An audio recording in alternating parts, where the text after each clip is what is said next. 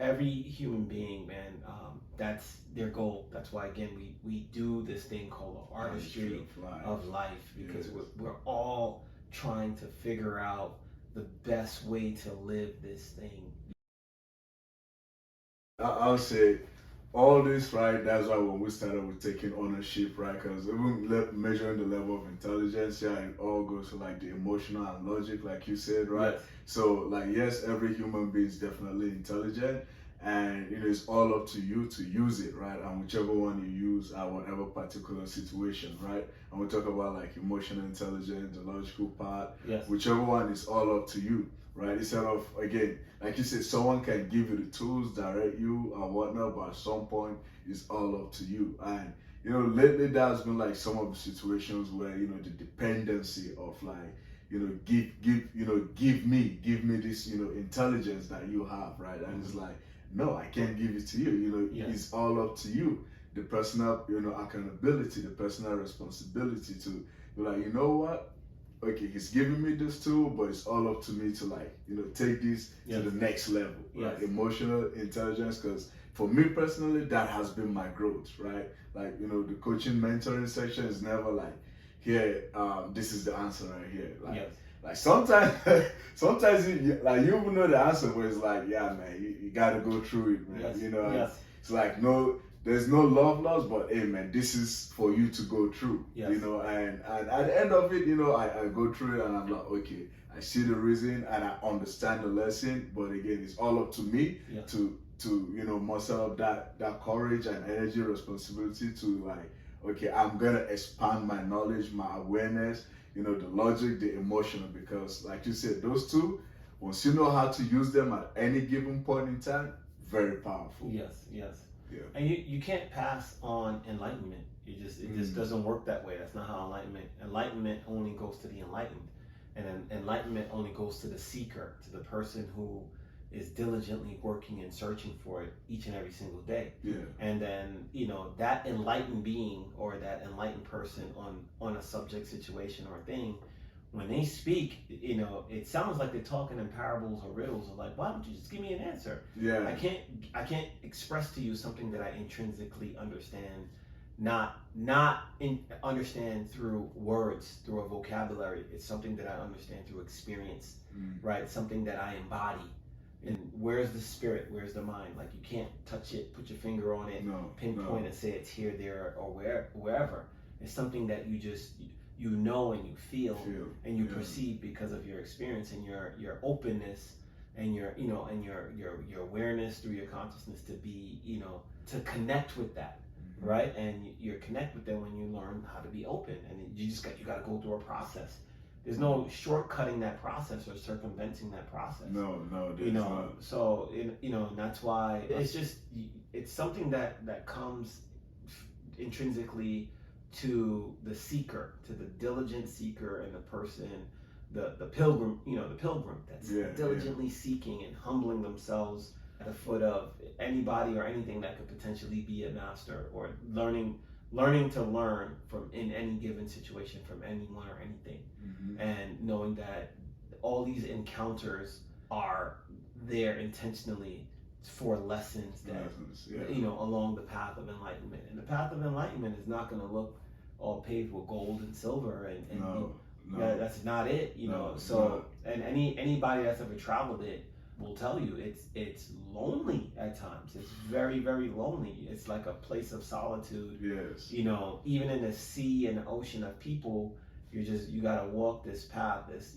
really restrictive, can't go left, can't go right, and you just have to go through things and experience it. And then when you come out the other side, you're like, I get it now. And that's why everybody, when they have an enlightening moment, it's like, aha, I get it now. Yes, right? And then we just, the only thing and someone who already understands it can say, welcome to the next level. And that's it. Yeah. I think every human being, man, that's their goal. That's why, again, we do this thing called artistry of life, because we're all trying to figure out the best way to live this thing, that we call life, and do the most possible good and get the most possible usage out of it. Yes.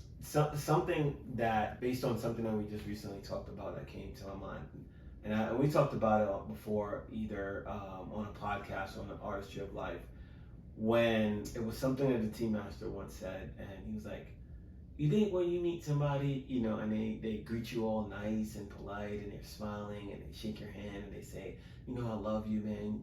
You're great, and they give you all these niceties. And when you meet them, and you walk away from them for that day, you're like, man, I just met a really, really good person, man. He's a good person, man.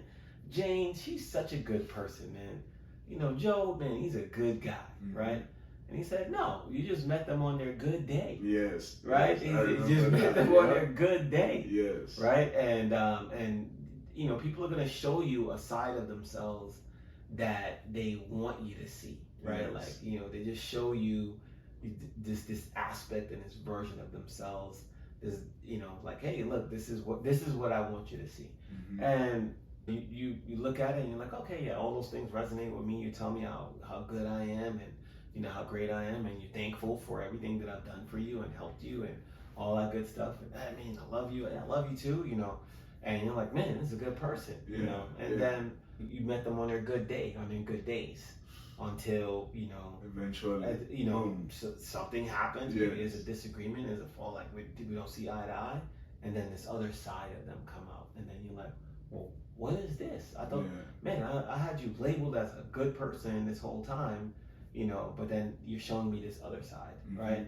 And I think that was a lesson to show us and teach us that as a human being, like, you can label yourself as a good person, like, I'm a good person, but he kind of taught us how to rephrase that and say, look, man, I do good. Yes. I do good. Yes. I choose to do good. Because now you see your earlier point when you're like the level of restraint. Yes. Yes, because in any given situation, I can choose to do this, or I can choose to do that. I can choose to do something highly constructive and good, or I can say, you know what, screw it, I'm going to do something destructive, right? Yes. And you can't, those are your two choices. Those are your two choices. If there's another choice that's there, please let me know. It's either I'm going to do something constructive or something destructive. Right? There's no in between. Right, there's no in between. Yeah. So, like, even for those who go, I'm going to stand neutral, right? It can still be destructive. Yes. Right? Because we've seen history is filled with this is the example. History is filled with countless examples of people who chose to stay neutral and other people got victimized as a result, right? You can fill in a blank with any story, any narrative that you already know. Yes. All because some people say, you know what, I'm going to stay neutral in this situation, right? And I'm not gonna, feed the constructive side of this. So you can either do something constructive or you can do something destructive.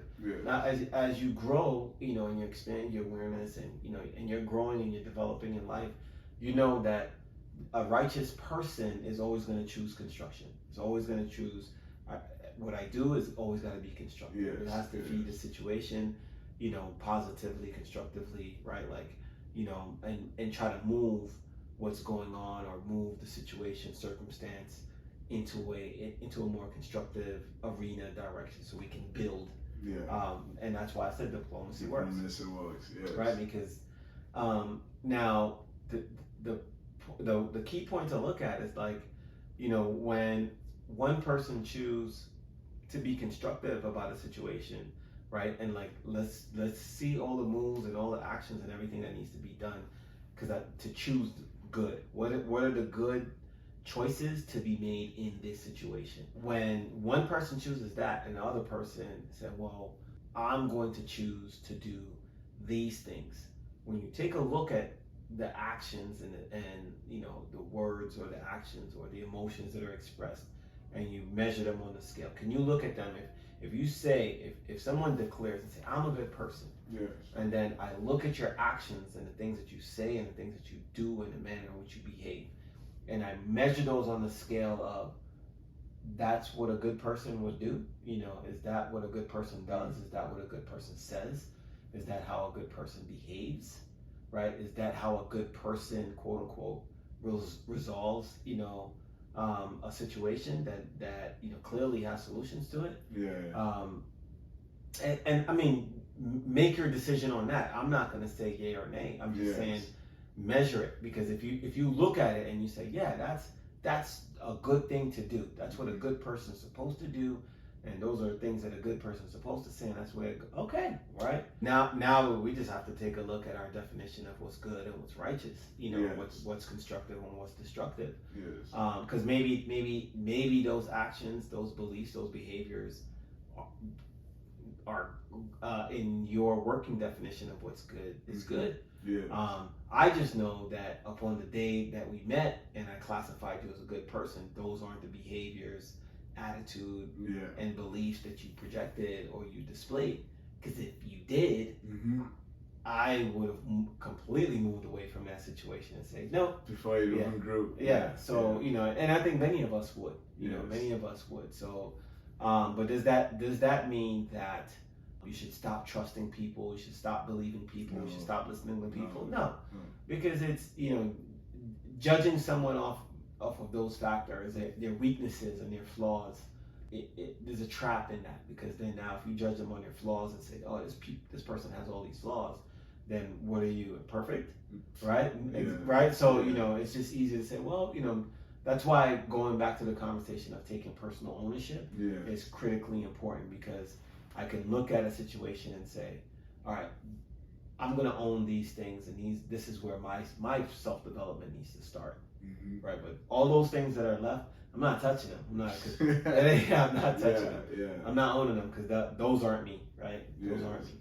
Especially we're talking about 10 months after the fact. Definitely not you. Definitely not me. Yeah, no, thank you very much for that. I mean, you know, like you said, man, with everything unfolding, right? You know, definitely having that personal responsibilities and, you know, just ownership of the situation, right? That plays a very, very important role in your own growth. Make sure to subscribe and like our podcast, all right?